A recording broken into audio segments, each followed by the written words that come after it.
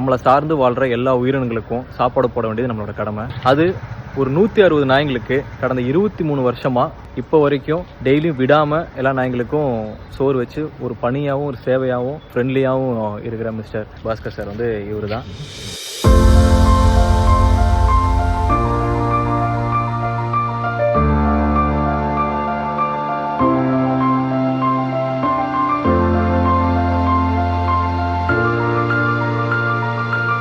என் பேர் பாஸ்கர். நான் வந்து கடந்த 23 வருஷமாக தெரு நாய்களுக்கும் ஆதரவற்ற நாய்களுக்கும் சாப்பாடு கொடுக்குறேன்.